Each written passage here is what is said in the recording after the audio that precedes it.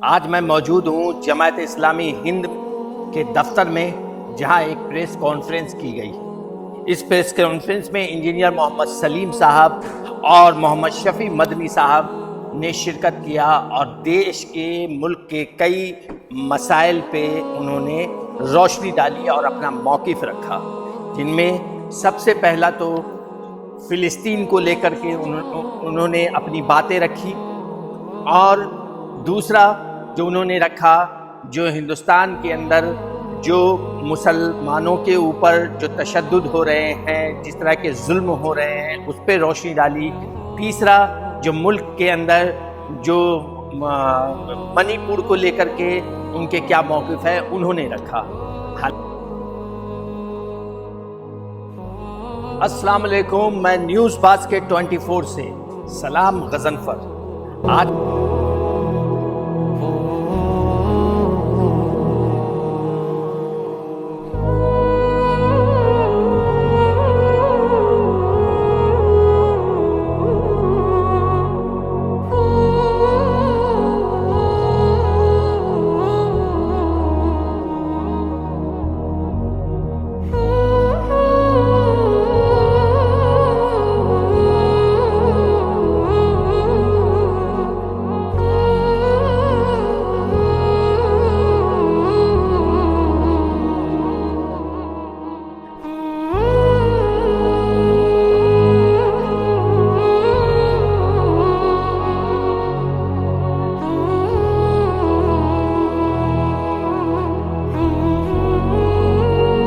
मैं जमात इस्लामी हिंद, जो कि एक बहुत बड़ी संस्था है हिंदुस्तान के अंदर, जो हिंदुस्तान के हर मसाइल पे आगे बढ़ कर के अपना मौक़िफ़ रखती है, अपनी बातें रखती हैं।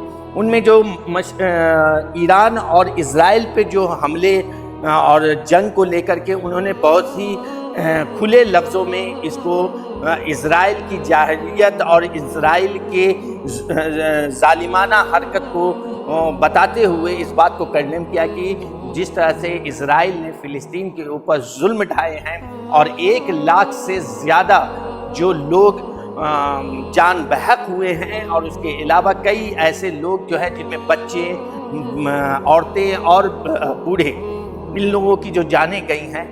कई ऐसे लोग हैं जो घर से बेघर हो चुके हैं, उनको इमदादी जो सहूलतें हैं वो नहीं पहुंचाना, ये इज़राइल की जो इंसानियत के मुखालिफ काम को करार दिया गया है। तो आइए मैं चलता हूं और चल के उनकी कुछ बातें सुनाता हूं। इज़राइल इस तरह से गज़ा में, फ़िलिस्तीन में वार क्राइम्स को जिस तरह अंधाधुंध तरीके से, बारबरिक तरीके से, वहशियाना अंदाज में आगे बढ़ रहा है। 1 लाख से ज़्यादा लोग गज़ा में, मासूम बेगुनाह लोग मारे जा चुके हैं, और 70% से ज़्यादा पॉपुलेशन जो है वो रिफ्यूजी बन गई है गज़ा की। और अभी इज़राइल ने जिस तरह से ईरान पर अटैक किया और एक सॉवरेन कंट्री पर जिस तरह से अटैक किया, और अमेरिका ने जिस तरह ईरान के जो एटॉमिक इंस्टीट्यूशन है और उनके जो एटॉमिक पावर जनरेशन के जो प्लांट्स हैं वहाँ अटैक करने की कोशिश की गई।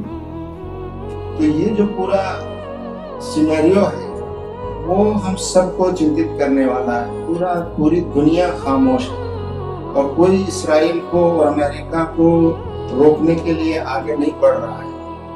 और जिनोसाइड जिसको कहा जाता है, यानी नरसंहार की स्थिति बराबर पैदा हो रही है। तो जमात इस्लामी हिंद ये समझती है कि ये स्थितियाँ सारी दुनिया के लिए, वेस्ट एशिया के लिए, मिडिल ईस्ट के लिए और इस पूरे रीजन में शांति की स्थापना के लिए बहुत बड़ा खतरा पैदा कर रही है। देश की सरकार से भी ये उम्मीद करते हैं कि उनको इस मामले में अपना एक निष्पक्ष रवैया और न्यायपूर्ण रवैया अपनाने की जरूरत है। हम साम्राज्यवादी और विस्तारवादी जो नीतियां हैं, चाहे वो इजराइल और अमेरिका की रही हो, हम उन नीतियों का विरोध हमेशा करते रहे। तीसरा, उन्होंने जो सबसे अहम है, जो अभी का जो रिसेंटली मुद्दा है, बिहार इलेक्शन को लेकर, जो इलेक्शन कमीशन के ज़रिया जो नया वोटर लिस्ट जारी करने के लिए, जो इन्वेस्टिगेशन करने के लिए जो बिहार इलेक्शन कमीशन की जो पहल है, उसको उन्होंने कंडेम करते हुए उन्होंने उसकी पुरजोर मुखालफत की है। उसकी भी बाइट आप लोगों को मैं सुनाऊंगा। दूसरी, बिहार राज्य में इलेक्शन होने वाला है कुछ महीनों के बाद, और उसमें कहा गया कि स्पेशल इंटेंसिव रिविजन SIR के नाम से, कि बिहार में जो 13 करोड़ की आबादी का राज्य है, जहाँ 8 करोड़ से ज्यादा वोटर्स हैं, इन सब का वेरिफिकेशन होगा।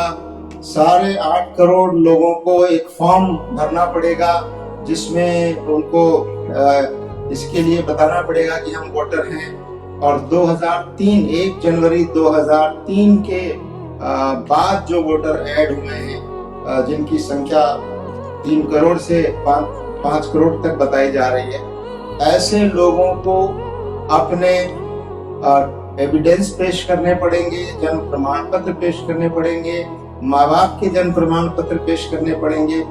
तो ये जो स्थिति है, ये बहुत ही खतरनाक स्थिति है कि हमारा इलेक्शन कमीशन आनन फानन में, जहाँ 4 महीने इलेक्शन होने वाला है, और आप इतनी बड़ी तादाद में उसको रिवाइज करने का काम जल्दी से पूरा कर लेना चाहते हैं, और उसमें भी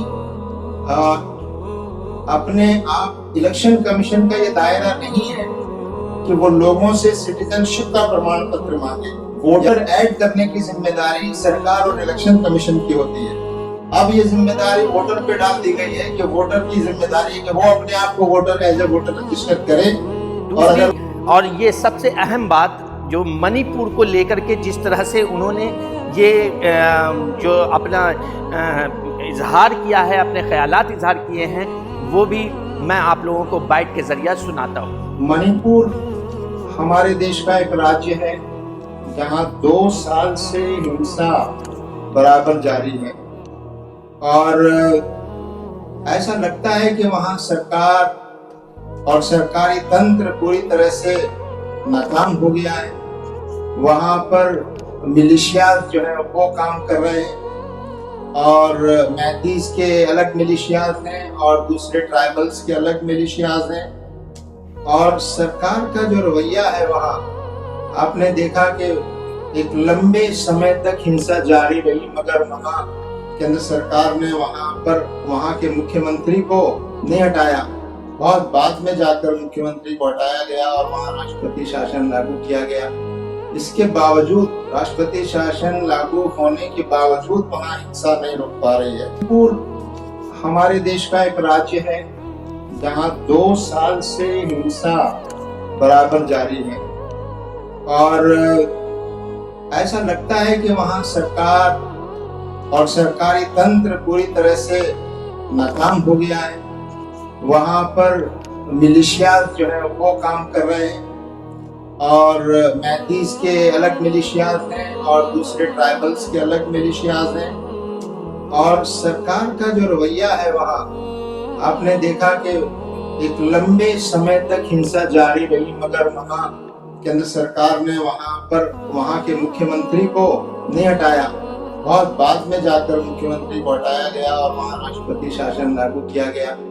इसके बावजूद, राष्ट्रपति शासन लागू होने के बावजूद, वहाँ हिंसा नहीं रोक पा रही है। और इसी के साथ जो आपको दिया गया है कुछ जमात यानी इस सिलसिले में यानी कुछ सजेशंस जमात ने दिया है कि जमात चाहती है कि सजेशंस पर गवर्नमेंट सरकार काम करे और इसके मुताबिक कुछ चीजें जिस चीजों पर काम हो कि जिससे इस तरह के वाकयात रोके जा सके।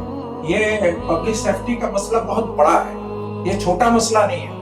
लेकिन ये छुटपुट जिस तरह के लोगों का मरना होता है तो ऐसा लगता है कि वो बहुत बड़े वाकयात नहीं होते, लेकिन यहाँ की जनता की सेफ्टी, जनता को का सुरक्षा वो सरकारों की जिम्मेदारी है। वो जिम्मेदारी उनको अदा करनी चाहिए। इस सिलसिले में कुछ सजेशंस भी दिए हैं, आपको प्रश्न दी गई है और बाकी चीजें आपके सामने हैं। हम आपसे भी ये तवक्को करते हैं कि ये बात ज्यादा से ज्यादा पहुंचाई जाए। सरकार के बहरे कान हैं, वो बहरे कानों को खोला जाए और इस पर कुछ खास मेजर्स लिए जाए, तो हो सकता है कि आइंदा के लिए इस तरह के वाकयात को रोका जा सके। थैंक्स।